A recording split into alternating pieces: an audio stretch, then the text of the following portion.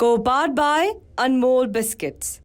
अनमोल butter biscuit, इतना buttery कि दिल पिघल जाए। और फिक्र में अब समय है 2 मिनट में देश की 9 बड़ी खबरें दिखाने का। अगले 2 मिनट में आप एकदम अपडेटेड हो जाएंगे। Excuse me. पहली बड़ी खबर, भारत दौरे पर आए जमाइका के पीएम एंड्रयू होलनेस ने प्रधानमंत्री मोदी से मुलाकात की है।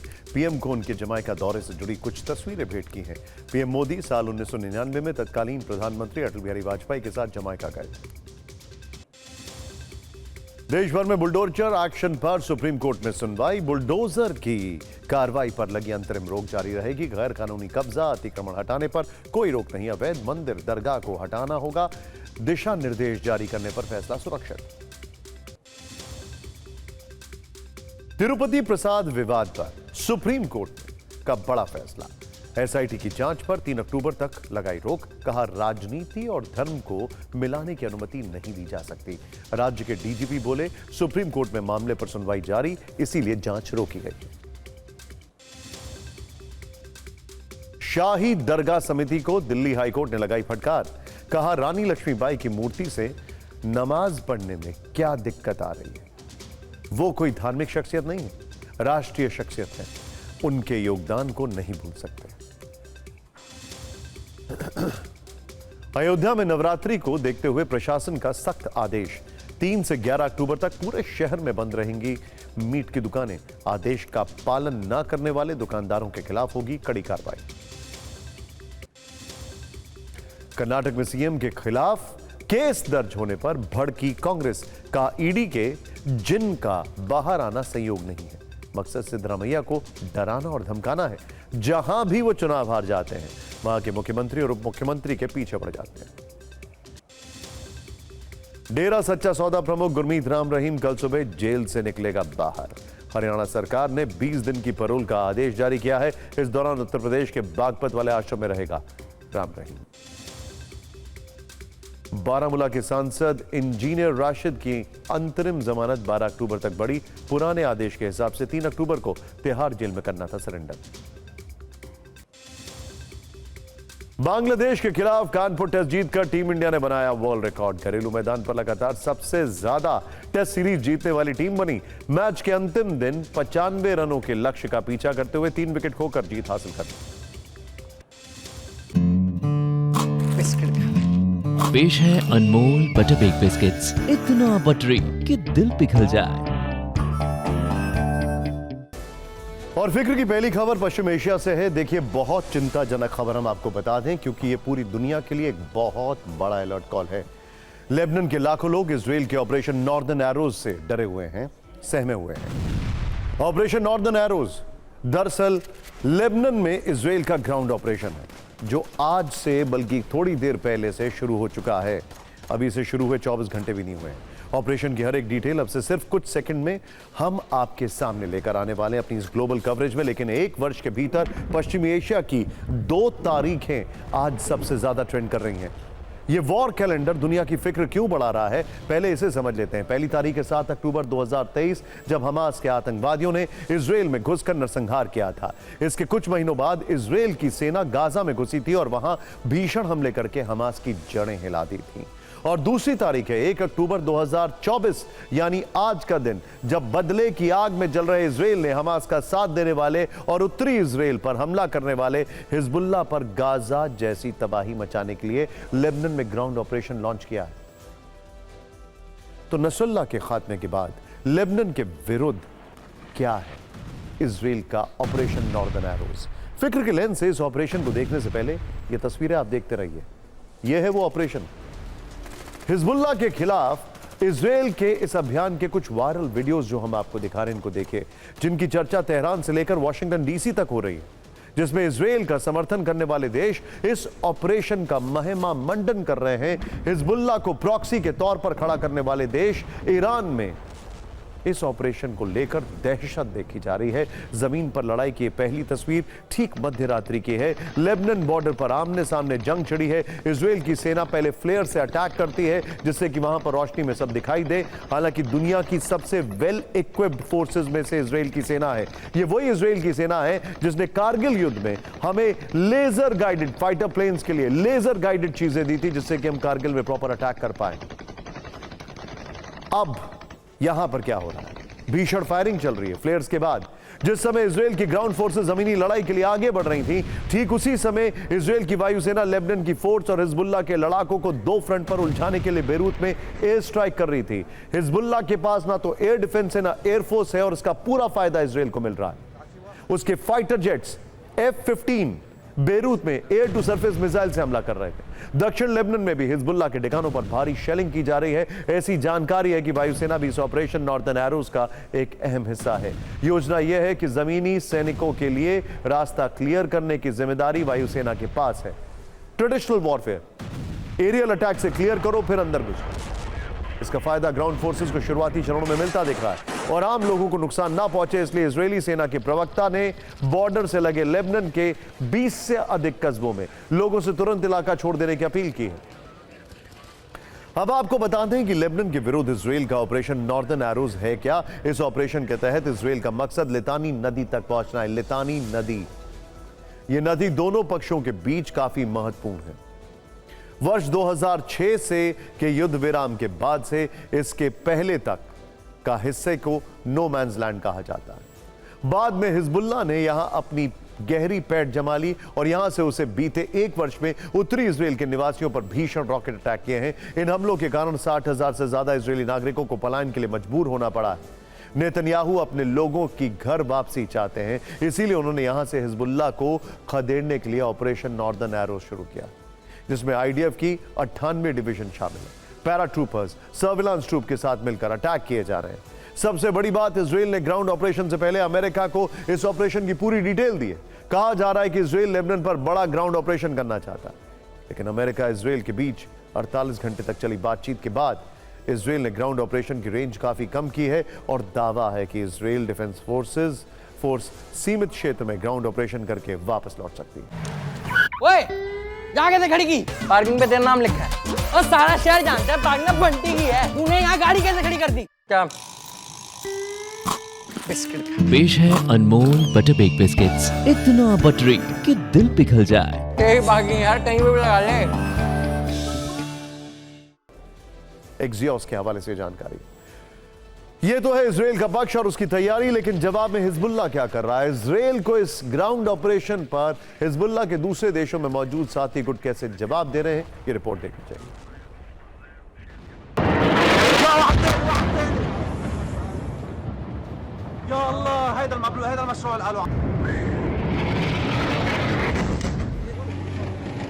इजराइल की सेना लेबनान बॉर्डर में घुस चुकी है, तो इजराइल को जवाब देने के लिए हिजबुल्लाह के रॉकेट तेल अवीव तक पहुंचने की कोशिश में दिखे। हिजबुल्लाह ने तेल अवीव पर 15 से ज्यादा रॉकेट से हमले किए। रॉकेट हमले में दर्जनों गाड़ियों को नुकसान पहुंचा। तेल अवीव के पास मोसाद मुख्यालय पर भी हमले की कोशिश की गई। हिजबुल्लाह ने मोसाद हेडक्वार्टर पर कई मिसाइलें दागी। हिजबुल्लाह के अटैक के बाद नॉर्थ इजराइल से लेकर तेल अवीव तक हाई अलर्ट घोषित है। इजराइल के ग्राउंड ऑपरेशन के बीच बड़े हमले इराक से भी हुए।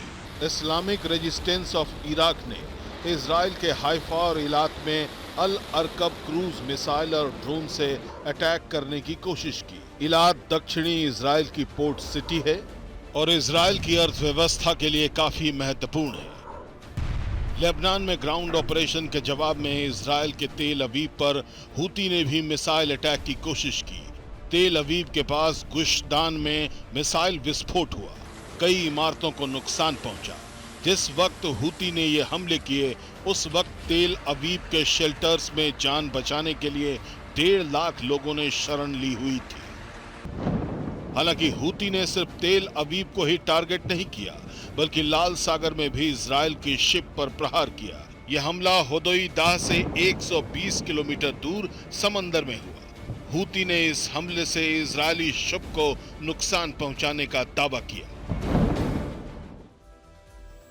आपने रिपोर्ट देखी, लेकिन अब आपको इजराइल पर हिजबुल्लाह का नसरुल्लाह वाला रॉकेट प्रहार दिखाते हैं। इजराइल के नेताजिम में हिजबुल्लाह ने नसरुल्लाह की फोटो लगाकर रॉकेट फायर किया। हिजबुल्लाह ने ऐसे 107 रॉकेट फायर किए। इजराइल ने हाइफा में हिजबुल्लाह के ज्यादातर रॉकेट को हवा में ही तबाह कर दिया। हिजबुल्लाह ने गोलान हाइट्स पर मौजूद आईडीएफ के बेस पर कई धमाके किए हैं। इजराइल के किबुत्स में भी हिजबुल्लाह ने 2 दर्जन नूर मिसाइलें दागी। हिजबुल्लाह के हमले के बाद मेरोन शहर में हालात विध्वंसक हो गए। इंटरेस्टिंग बात यह है, हिजबुल्लाह अभी हेडलेस होकर काम कर रहा है, क्योंकि उनका जो रॉकेट ब्रिगेड का हेड है वो मारा गया है, उनका जो ड्रोन ब्रिगेड का हेड है वो मारा गया है, उनका जो ग्राउंड ऑपरेशंस का हेड है वो मारा गया है। हिजबुल्लाह, हूती, इस्लामिक रेजिस्टेंस सब इजराइल को टारगेट कर रहे हैं। यानी इजराइल वर्सेस लेबनान की जंग को अब आप सिर्फ 2 देशों के बीच का युद्ध नहीं कह सकते हैं, क्योंकि इसमें इराक अप्रत्यक्ष तौर पर शामिल हो चुका है, लेबनान अब डायरेक्टली शामिल है, यमन से भी इजराइल पर हमले हो रहे हैं। तीनों ही देश इजराइल पर लगातार हमले कर रहे हैं और ये हमले ईरान के प्रॉक्सी कर रहे हैं। सवाल है कि ईरान इजराइल को इस ग्राउंड ऑपरेशन पर किस तरह जवाब दे रहा है। तो आपको इस सवाल के जवाब में फिक्र की रिपोर्ट देखनी चाहिए।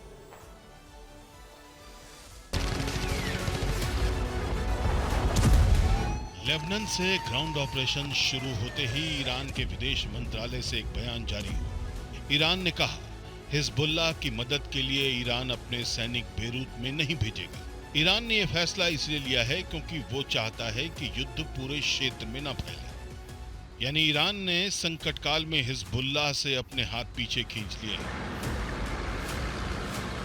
ईरान ने यह फैसला तब किया है जब इजराइल की ग्राउंड फोर्स लेबनान के अंदर घुस चुकी है और लेबनान में रहने वाले 1 लाख लोग गाजा जैसी स्थिति सोचकर डर के मारे अभी से सीरिया पलायन कर चुके हैं। लेबनान के लोगों को ईरान की मदद की जरूरत है। सोचिए, ये वो ईरान है जो हमास और हिजबुल्लाह जैसे प्रॉक्सी संगठनों का खुद को सरदार कहता है, जिसने इन संगठनों को भरोसा दिलाया है कि जरूरत पड़ी तो उसके शस्त्रागार से घातक मिसाइलें बाहर निकालकर इजराइल पर बरसेंगी। वो इन्हें बचाने के लिए अपने रॉकेट का प्रहार इजराइल पर करेगा।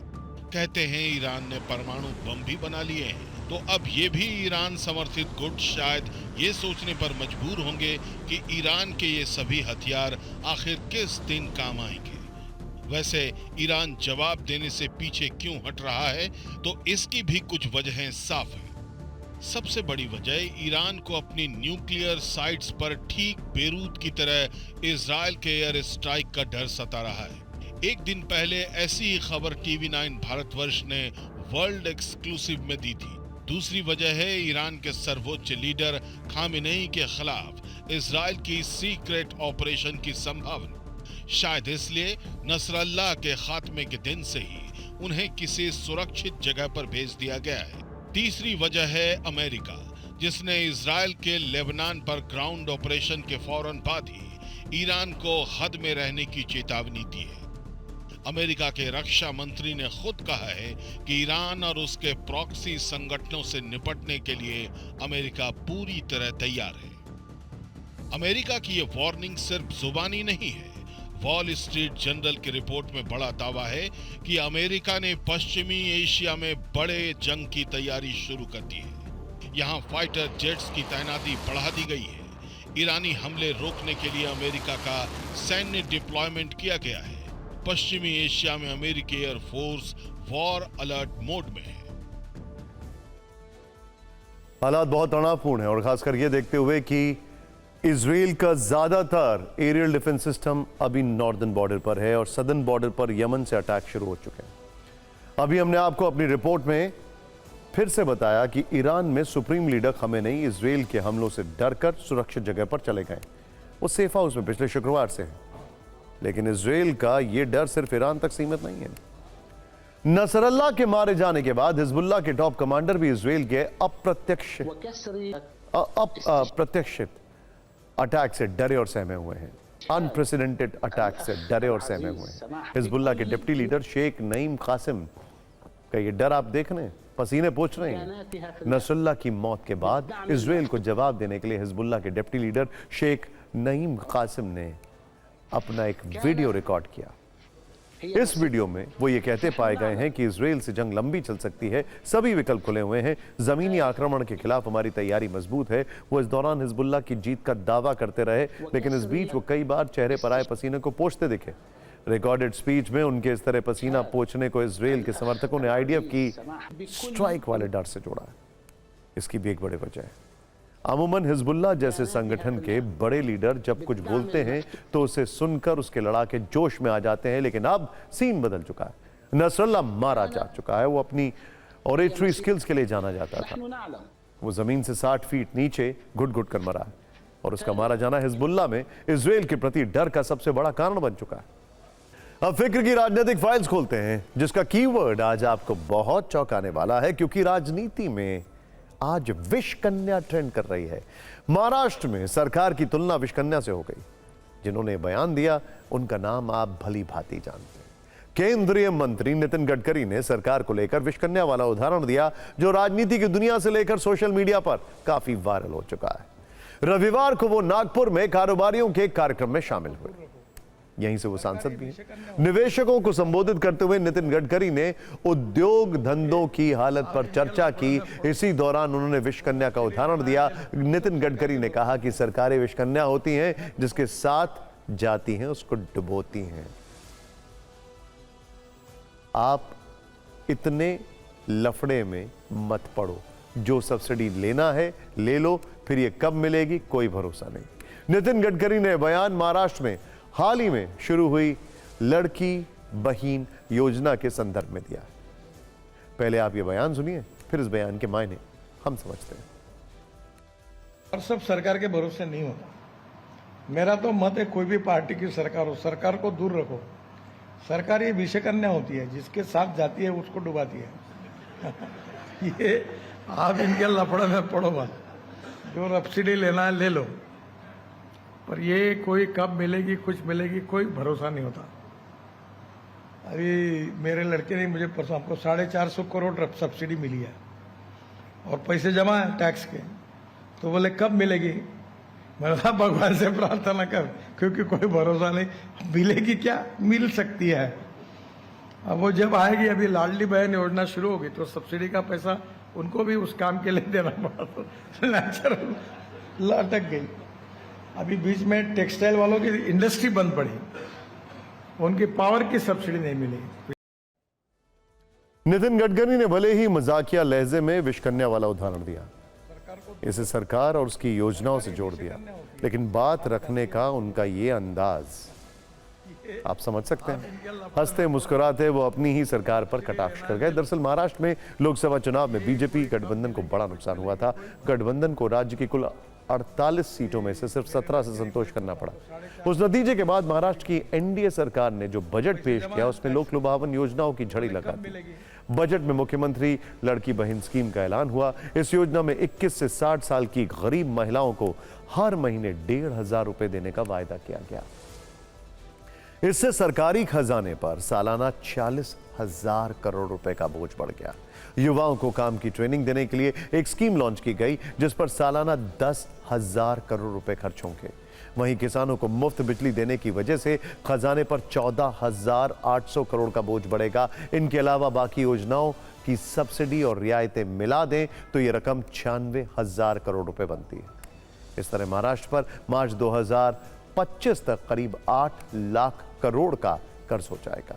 नितिन गडकरी का इशारा शायद इन्हीं स्कीम पर खर्च होने वाली सरकारी रकम को लेकर था, जिसका असर उद्योग धंधों पर पड़ रहा है, ऐसा उनका मानना है। वैसे पहली बार नहीं है जब नितिन गडकरी ने सरकार की तुलना विष कन्या से की।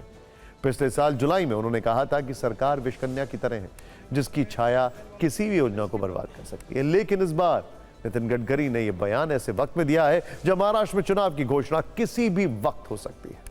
मुख्य चुनाव आयुक्त राज्य का दौरा कर चुके हैं, जबकि विपक्ष सरकार की लोक लुभावन योजनाओं को लेकर सवाल उठा रहा है। इसीलिए जब नितिन गडकरी ने खुद इन योजनाओं पर विष कन्या वाला उदाहरण दिया तो विपक्ष को सियासी फायरिंग का मौका मिल गया।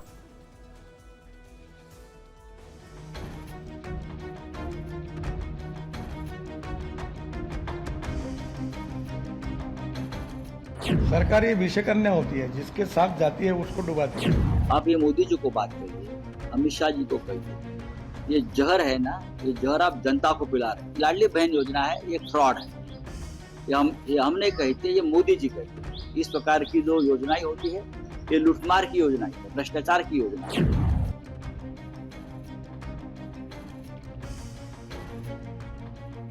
ये बात ऐसी है कि यहाँ का पैसा लेकर किसी और योजना में डाले और लोगों के पास वोट बटोरे। कहीं ना कहीं ये सिद्ध हो रहा है कि ये जो सरकार है सिर्फ लोगों को उल्लू बना रही है, सरकार का पैसा अपने चुनाव के लिए इस्तेमाल कर रही है ताकि लोगों को रिझाए और आगे जाकर इनसे वोट ले। कहना क्या चाहते हैं, वस्तुस्थिति हम लोगों के सामने लाना चाहते हैं कि महाराष्ट्र में जो लाडली बहन के नाम से जो सरकार महिलाओं को गुमराह करना चाहती है, उसकी वास्तविकता हम लोगों के सामने रखना चाहते हैं। वैसे विषकन्या की जब बात चली है तो आपको थोड़ा बैकग्राउंड बता देते हैं। पुराने जमाने में राजा महाराजा दुश्मन देश के राजाओं को परास्त करने के लिए विषकन्या का इस्तेमाल करते थे। कहा जाता है कि ग्रीक राजा सिकंदर जब दुनिया फतेह करने निकला तो उसके गुरु अरस्तु ने उसे भारत की विषकन्याओं के बारे में आगाह किया था। चाणक्य के अर्थशास्त्र में भी इसका जिक्र मिलता है। चाणक्य ने इसमें राष्ट्र की रक्षा के लिए गुप्त रहने वाले एक विशाल खुफिया संगठन का वर्णन किया है। शत्रु का नाश करने के लिए विषकन्या, गणिका, जहर सहित कई उपायों का विधान है और शत्रु को मिटाने के लिए बड़े खर्च को भी राष्ट्र नीति के अनुकूल घोषित किया है। चाणक्य नीति के 9वें अधिकरण मंत्र युद्ध का जिक्र है। मंत्र युद्ध का मतलब बिना शस्त्र का प्रयोग किए शत्रु को हराना। मंत्र युद्ध में विषकन्याओं को शत्रु पक्ष में भेजा जाता था। वहां सेनापति और दूसरे अधिकारियों से सारे राज हासिल करके विषकन्याएं उन्हें अपने विष से मार देती थी। कई बार शत्रु राजा या राजकुमारों को भी विषकन्याओं के जरिए मरवा दिया जाता था। विषकन्याओं को बचपन से ही विष की छोटी छोटी खुराक देकर विषैला बना दिया जाता था और यह बात छुपा कर रखी जाती थी। फिर इन्हीं विषकन्याओं को शत्रु के पास भेजकर उसकी हत्या करवा दी जाती थी। इस तरह विषकन्याएं राष्ट्र हित के लिए काम करती थी। ये विषकन्या शब्द का अर्थ और उससे जुड़ा संदर्भ है जो आपको इस खबर के साथ बताना बहुत जरूरी था। पेश है अनमोल बटर बेक बिस्किट्स, इतना बटरी कि दिल पिघल जाए। खैर, फिक्र में बात आज की सबसे ट्रेंडिंग पॉलिटिकल खबर की। और देखिए, इसमें एक कंपैरेटिव स्टडी भी है। समझना जरूरी है ना, समझना जरूरी है कि हो क्या रहा है। जिसके केंद्र में 2 गैर राजनीतिक व्यक्ति हैं। इसमें पहला नाम है सोनम वांगचुक का। सोनम वांगचुक सब जानते हैं, जो लद्दाख के क्लाइमेट एक्टिविस्ट हैं। इन्हें कल रात में दिल्ली पुलिस ने हिरासत में लिया, डिटेन किया। दूसरा नाम है गुरमीत राम रहीम का। यह दुष्कर्म और हत्या का दोषी है। इसे पैरोल मिली है और अब वो अगले 20 दिनों तक फिर जेल से बाहर आजाद घूमेगा, खुली हवा में सांस लेगा, लाव लश्कर के साथ अपनी जेल से बाहर निकलता है, ऐसे जैसे कोई सेलिब्रिटी बाहर आ रहा है। यह व्यक्ति गंभीर अपराध में सजा पाने के बावजूद पिछले 4 वर्षों में 266 दिन तक जेल से बाहर रहा है और इसमें 20 दिन और जोड़कर नया रिकॉर्ड बन रहा है। जबकि सोनम वांगचुक दिल्ली पुलिस की हिरासत में। एक क्लाइमेट एक्टिविस्ट का हिरासत में होना और रेप हत्या के एक दोषी का पैरोल पर जेल से बाहर रहना, इस विरोधाभास पर कई आरोप है और कई महत्वपूर्ण सवाल। वैसे तो इन दोनों घटनाओं का एक दूसरे से कोई संबंध नहीं, बहुत अलग है, बहुत ही अलग है। लेकिन संयोग से 24 घंटे के अंदर ये दोनों बातें हुई हैं। इसीलिए सरकार पर विपक्ष के हमले का ग्राफ तेजी से बढ़ रहा है। कांग्रेस समेत विपक्षी दल सरकार और दिल्ली पुलिस पर काफी आक्रामक है और अब सरकार से तीखे सवाल पूछे जा रहे हैं। इन दोनों खबरों पर हमने फिक्र की फाइल तैयार की है, जिसमें पहले यह समझेंगे कि लद्दाख के सामाजिक कार्यकर्ता सोनम वांगचुक को हिरासत में क्यों लिया गया, यह पूरा मामला है क्या। आइए देखते हैं। दरअसल अनुच्छेद 370 खत्म होने के बाद से लद्दाख केंद्र शासित प्रदेश है। सोनम वांगचुक लद्दाख को पूर्ण राज्य का दर्जा देने और उसे संविधान की 6ठी अनुसूची में शामिल करने की मांग कर रहे हैं। इसी मांग को लेकर उन्होंने 1 सितंबर से दिल्ली की पैदल यात्रा शुरू की। कल सोनम वांगचुक सिंघू बॉर्डर पर पहुंचे और उनके साथ करीब 150 प्रदर्शनकारी थे। दिल्ली में प्रवेश करने के बाद दिल्ली पुलिस ने उन्हें और उनके साथियों को हिरासत में ले लिया। अब इसी मुद्दे पर राजनीति हो रही है। कांग्रेस, आम आदमी पार्टी समेत करीब सभी विपक्षी दल सरकार पर सवाल उठा रहे हैं। कांग्रेस नेता राहुल गांधी ने कहा है कि सोनम वांगचुक और सैकड़ों लद्दाखियों को हिरासत में लेना स्वीकार नहीं किया जा सकता। कांग्रेस महासचिव प्रियंका गांधी ने कहा कि प्रचार तंत्र में दुनिया के सबसे ताकतवर प्रधानमंत्री लोकतंत्र में इतने कमजोर हैं कि चंद पैदल यात्रियों से डर गए।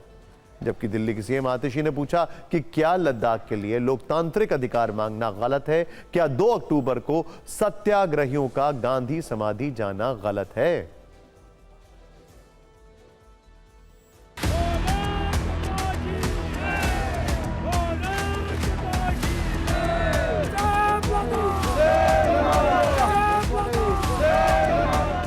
पद यात्रा है उसको वो नहीं होने देना चाहते हैं। हालांकि ये बिल्कुल पीसफुल था, इस पे रोकने की पूरी कोशिश की जा रही है और इसके बाद हमें डिटेन किया जाएगा, अरेस्ट किया जाएगा, कहाँ ले जाएंगे कुछ पता नहीं है। तो ये मैं वीडियो अभी आपके लिए बना के रख रहा हूँ।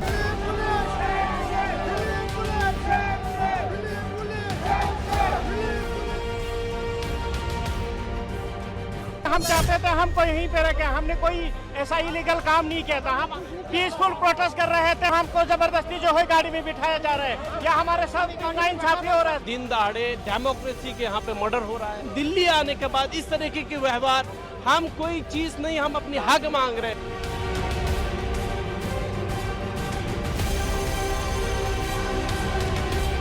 भारतीय जनता पार्टी की तानाशाही है।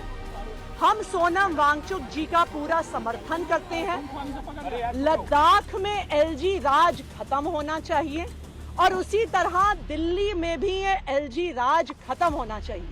You cannot detain the people unnecessarily without any reason. They are only holding peaceful demonstration. This is what I want to say.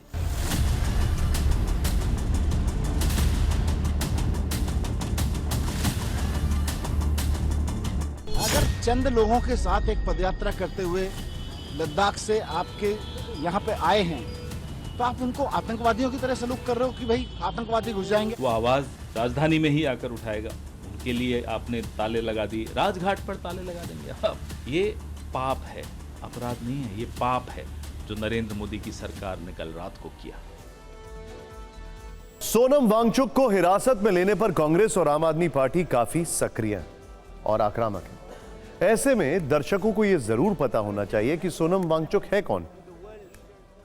वैसे हम जानते हैं कि आपको पता होगा, लेकिन फिर भी एक रिकैप। सोनम वांगचुक एक शिक्षाविद, जलवायु कार्यकर्ता है, या फिर और व्यापक रूप से देखें तो सामाजिक कार्यकर्ता है।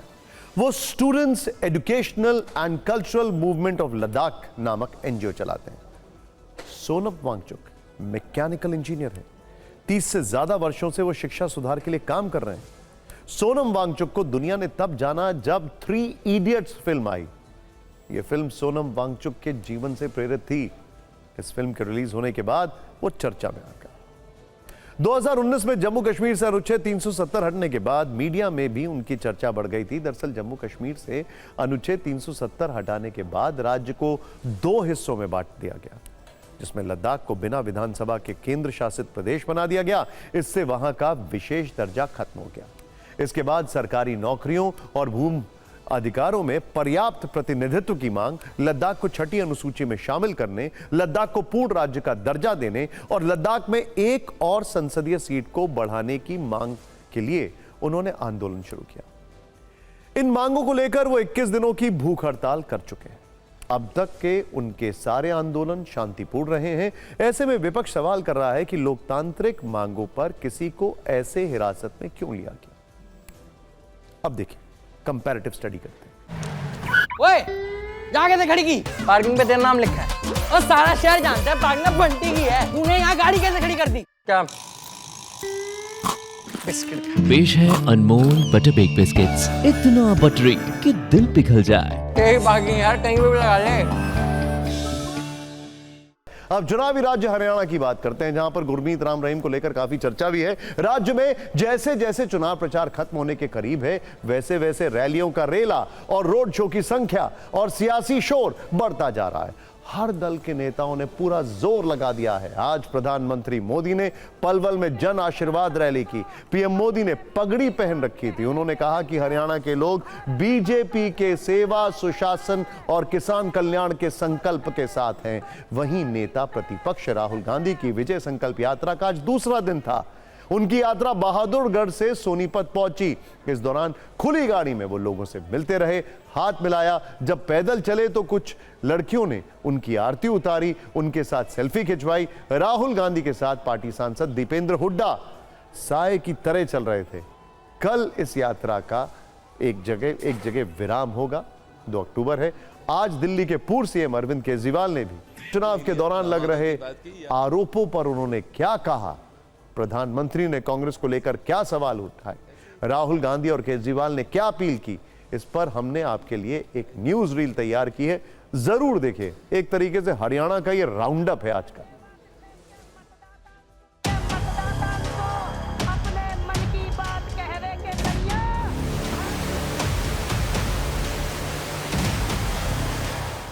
चमकते हुए लेबल हैं, अग्निवीर, अदानी डिफेंस, ये सब खोखले हैं। एक ही सच्चाई है, हिंदुस्तान में गरीबों का पैसा अरबपतियों के जेब में डालना है। कैसे डालना है, किस प्रकार डालना है, यह है नरेंद्र मोदी का काम। मेरा एक ही काम है राजनीति में, जितना पैसा नरेंद्र मोदी ने अरबपतियों को दिया ना, उतना पैसा मैं उठाकर किसानों को दूंगा, मजदूरों को दूंगा, गरीबों को दूंगा। कांग्रेस के भ्रष्टाचार का हाल यह था कि 1 रुपया अगर दिल्ली से निकलता था तो गरीब के घर तक जाते जाते 15 पैसा हो जाता था। देश पूछ रहा है, ये वो कौन सा पंजा था जो 1 रुपये को घिस घिस करके 15 पैसा बना देता था। जैसे ही मैंने आज ये गाड़ी में जलेबी चखी, मैंने अपने बहन को सीधा मैसेज भेजा, आज मैंने अपनी लाइफ में सबसे अच्छी जलेबी खाई है। ऐसे ऐसे काम करे हैं दिल्ली में, आपको तो पता ही है, दिल्ली जाते रहते होगे सारे जने, पता है ना दिल्ली में अच्छे काम करे हैं, पता है ना दिल्ली में बिजली मुफ्त है। ये सारे काम कर दूंगा, एक मौका दे दो, झाड़ू का बटन दबा देना। वो कहेंगे कि नहीं, मैंने खाली दामादों की बात की, नाम नहीं लिया, दामादों की बात की, या और फिर दलालों की कौन ऐसे जो अक्षर इस्तेमाल किए जाते हैं, ये मैं कहूँगा कि जो पढ़े लिखे नहीं हैं वो इस्तेमाल करेंगे। आज अपनी विजय यात्रा में राहुल गांधी एक अलग अंदाज में थे। उन्होंने अपने कार्यकर्ताओं की तुलना बब्बर शेर से की। यहां पे कांग्रेस का तूफान आ रहा है और हमारे जो कांग्रेस के कार्यकर्ता हैं, टाइगर, जो हरियाणा में मतलब घूम रहे हैं, बब्बर शेर। अच्छा, जंगल में आपको कभी आप जाओ, रणथंभौर या जंगल में जाओ तो आपको एक शेर दिखेगा, अकेले रहते हैं शेर। मगर कांग्रेस पार्टी ऐसी पार्टी है जहां सारे के सारे शेर एक साथ खड़े हो जाते हैं, मिल जाते हैं। बाकी दुनिया में आपको नहीं मिलेगा। आप किसी भी जंगल में देख लो, आपको शेर अलग अलग मिलेंगे। कभी कभी हमारे शेर थोड़ा थोड़ा लड़ जाते हैं एक दूसरे से, फिर मेरा काम शेरों को एक साथ खड़े करने का है। तो ये शेरों की पार्टी है, ये किसी से नहीं डरती है। और हमारे जो कार्यकर्ता हैं, शेर हैं, टाइगर हैं। वैसे बब्बर शेर तो जम्मू कश्मीर की जनता है, जिसने दहाड़ कर वोटिंग की है और आज आखिरी दौर की वोटिंग खत्म हो गई। विधानसभा चुनाव के तीसरे और अंतिम चरण में 40 सीटों पर वोटिंग हुई। इसमें कश्मीर घाटी की 16 और जम्मू की 24 सीटें शामिल हैं। आज की वोटिंग के साथ ही राज्य की सभी 90 सीटों पर मतदान की प्रक्रिया बहुत अच्छी तरीके से पूरी हो गई। चुनाव आयोग के मुताबिक शाम 7 बजे तक लगभग 65-66% लोगों ने अपने मत का इस्तेमाल किया है। सबसे ज्यादा करीब 73% वोटिंग उधमपुर में रिकॉर्ड हुई है। सांबा और कठुआ में 70% से ज्यादा लोगों ने मतदान किया है। बारामूला में सबसे कम में भी 55% से ज्यादा वोटिंग हुई है। हालांकि अंतिम आंकड़े जारी होने तक वोट प्रतिशत में बदलाव हो सकता है, पॉजिटिव ही रहेगा ये, ऐसी उम्मीद है। जल्दी से तीनों चरणों के मत प्रतिशत पर एक बार आपको रिवाइज करके चीजें दिखा देते हैं। पहले चरण में 24 सीटों पर 61% से ज्यादा मतदान हुआ। दूसरे चरण में 26 सीटों पर 57% से ज्यादा वोट पड़े और आज तीसरे चरण में शाम 7 बजे तक 40 सीटों पर 65% से ज्यादा मतदान रिकॉर्ड किया गया है। जम्मू कश्मीर चुनाव से आज कुछ अनोखी तस्वीरें भी आई हैं। बारामूला में आतंकियों के पिता ने वोट डाले हैं। मतदान के बाद इन्होंने अपने बेटों से हिंसा छोड़ने की अपील भी की है। इन आतंकियों के नाम उमर और बिलाल हैं, जो सोपोर में सक्रिय हैं। बड़ी बात यह है कि 370 हटने के बाद हुए इस चुनाव में कहीं से किसी भी चरण में हिंसा की कोई खबर नहीं आई।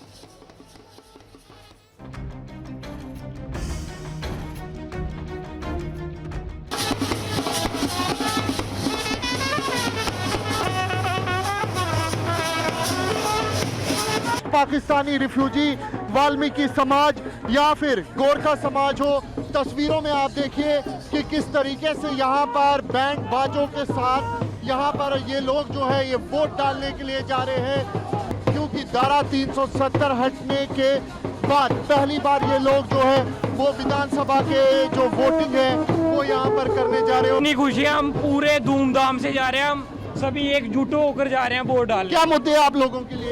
हमारे जो मुद्दे हैं, हमको आज बहुत खुशी है। हमारे जो दादे परदादे आज फर्स्ट टाइम वोट डालने जा रहे हैं।